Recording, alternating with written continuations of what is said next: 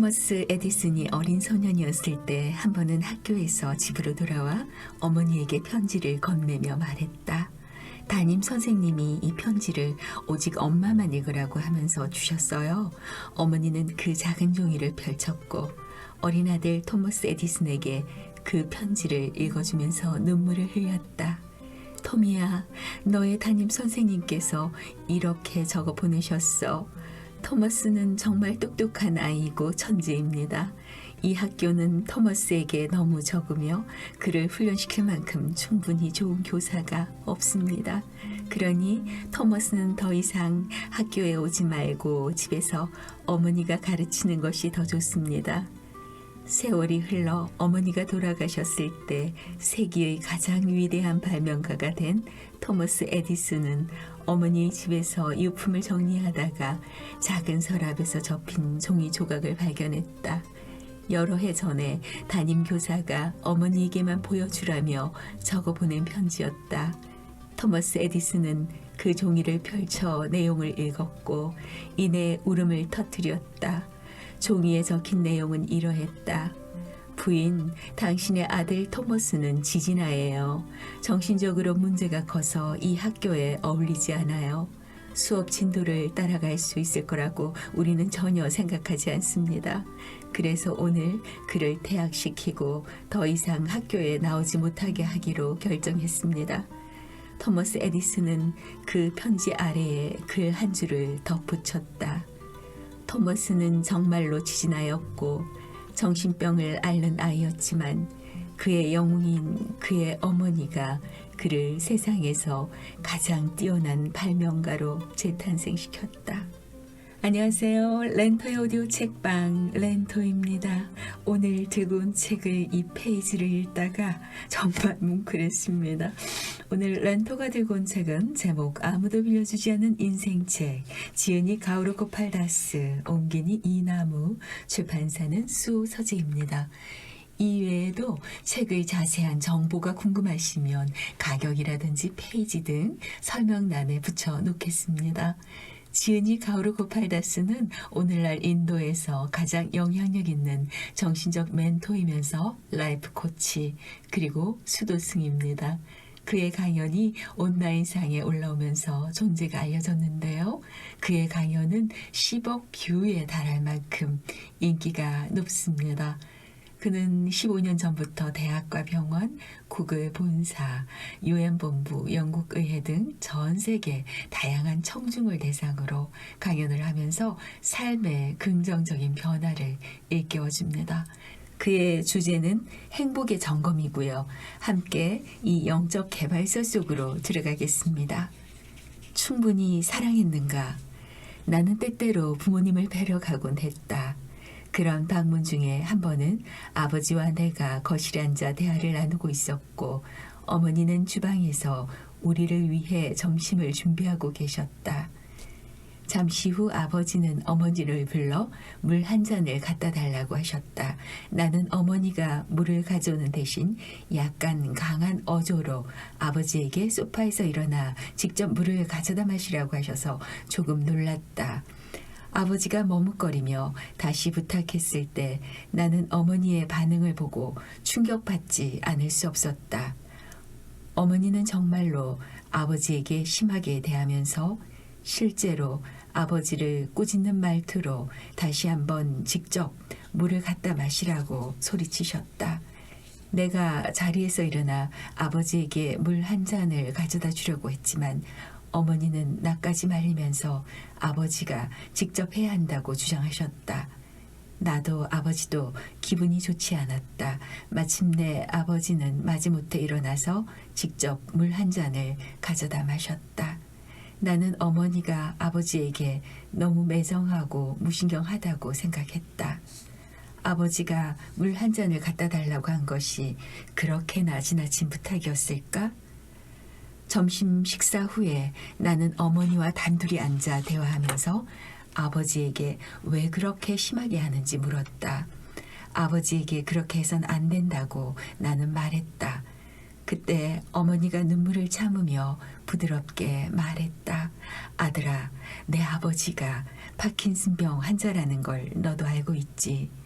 의사는 아버지가 모든 집안일을 스스로 하면서 계속해서 움직이는 것이 아버지에게 더 좋다고 조언했다.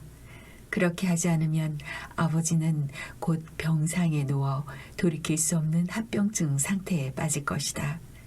아버지에게 물 한 잔을 가져다 주는 것은 별 문제가 아니다. 어머니는 인도 여성의 전통 의상인 사리 가장자리로 눈물을 닦으며 말을 이었다. 물 한 잔을 가져다 주지 않는 것이 아버지를 계속 움직이게 하고 더 오래 살도록 하는 일이다. 나는 나 자신이 부끄러웠다. 어머니가 무례했던 것이 아니었다. 무례한 것은 어머니의 의도를 이해하지 못한 나였다. 나는 옳고 그름이 절대로 흑과 백으로 나뉠 수 있는 것이 아니라고 생각한다. 옳은 것이 틀릴 수도 있다. 잘못된 것이 옳을 수 있다. 강한 어조로 상처를 주는 것은 확실히 잘못된 것이다. 그렇다면 나의 어머니의 강한 말투가 잘못되었다고 할 수 있는가? 만약 어머니가 그런 강경한 태도를 취하지 않았다면 자신의 일을 직접 하고 싶지 않았던 아버지는 서서히 신체 능력을 잃어 삶의 끝으로 더 빨리 내려갔을 것이다. 강한 것이 잘못된 것이 아니며 부드러운 것도 잘못된 것이 아니다.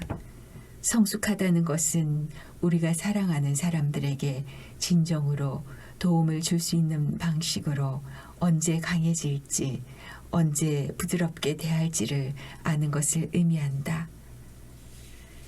이제는요, 이름은 라타 바가반 카레입니다.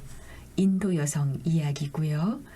인도 여성 이야기 들려드리기 전에 인도의 생활 수준이 대한민국에 비해서 많이 떨어지고 또 그 환경이 좋지 않다는 걸 감안하시면서 들으시면 좋겠습니다.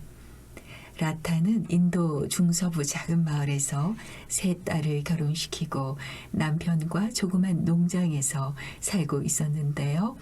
그 농장은 작았지만 농장에서 얻는 음식이 허기를 해결해 주었죠. 이들이 평생 모은 적은 돈은 세 딸 결혼시키는 데 쓰였고 부부는 소박한 삶의 기쁨과 서로 함께 있음을 즐겼답니다. 두 사람의 관계는 행복하기 위해 사치가 필요하지 않다는 것을 보여주지요. 그런데 어느 날 남편이 그녀에게 몸이 좋지 않다고 말해요. 그녀는 모든 종류의 약초를 써보았지만 낫지를 않았어요. 지방 국립병원은 더 큰 병원으로 갈 것을 권고했어요. 라타는 당황했습니다. 의사들이 처방하는 값비싼 검사는커녕 병원까지 갈 교통비도 거의 없었거든요. 그래서 그녀는 남편을 큰 병원으로 데려갈 돈을 모으기 위해 이웃과 친척들에게 간청했고 그렇게 해서 그들은 큰 도시의 병원에 도착하죠. 그곳에서 남편이 진찰한 뒤 추가 검사 목록과 약 처방전 그리고 병원에 입원하라는 소견서를 받는데 라타는 의자에 풀썩 주저앉았답니다. 그녀의 세상이 갑자기 어두워졌습니다. 나는 어떻게 내 평생 가장 사랑하는 사람을 도울 것인가?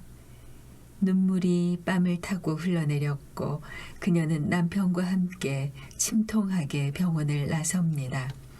그들은 병원 구내식당에 비싼 가격을 감당할 수 없어서 버섯 정류장에 있는 사무사 파는 사람에게 들렀습니다. 그리고 마을로 돌아가는 버스 여행을 위해 사무사 2개를 사지요. 라타가 생각할 수 있는 것은 이것이 남편의 마지막 식사일 수도 있다는 것뿐. 사모사 파는 사람은 사모사를 신문지에 싸서 미소 지으며 그녀에게 건넸고 그녀는 신문지에 쌓인 사모사와 처트니를 먹다가 신문의 헤드라인을 읽게 되었죠. 바라마티 마라톤, 상금 있음. 그녀는 심장이 멎을 것 같았지만 다시 빠르게 박동을 해보겠지요. 달리기 시합에 나가려면 심장이 뛰어야만 했거든요. 다음 날 모든 사람이 달리기 복장을 하고 마라톤 출발 지점에 일렬로 섰을 때 라타는 빨간색 체크무늬 사리를 입고 그곳에 섰어요. 그녀는 맨발로 눈물을 글썽이며 마라톤 출전을 허락해달라고 주최 측과 언쟁을 벌였지만 주최 측은 단칼에 거절합니다. 그녀는 65세였거든요. 남편을 구하려다가 그녀가 사망에 이르는 상황을 주최 측은 바라지 않았습니다. 1시간 동안 간청하고 애원 끝에 주최 측은 마침내 그녀가 뛰는 것에 동의하고 그녀의 옷에 번호표를 붙여주었습니다. 어떻게 되었을까요? 라타는 남편에 대한 사랑 이외에는 아무것도 생각할 수 없었어요. 이 경주는 남편의 생사가 걸린 문제였죠. 죄악돌이든 바위든 무엇이 그녀가 나아가는 것을 막을 수 있겠는가. 라타는 결승선 하나에만 초점을 맞추고 바람처럼 달렸지요. 그녀 발에서는 피가 나기 시작했고 사리는 땀에 흠뻑 젖었지만 그녀는 계속 달렸습니다. 그녀가 그냥 완주하기만 해도 크나큰 달성이었을 것입니다. 이 광경을 목격한 사람들은 그녀를 응원했고 그녀가 달리는 이유에 감동했지요. 마침내 그녀는 해냈어요. 작은 마을 출신의 65세 여성인 라타 카레가 경기에서 우승했다는 것입니다. 그녀는 상금을 받아 행군하듯이 병원으로 걸어 들어가 남편이 최상의 치료를 받게 했습니다. 동시에 자신의 발에는 밴드 몇 개를 붙였지요.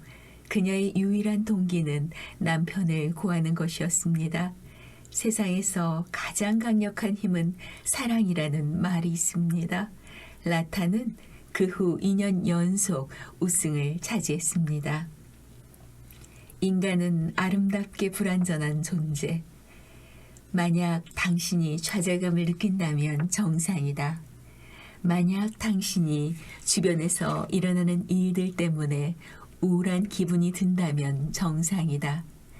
만약 당신의 미래가 어떻게 될지, 앞으로 이런 상황이 전개될지 불안해한다면 정상이다.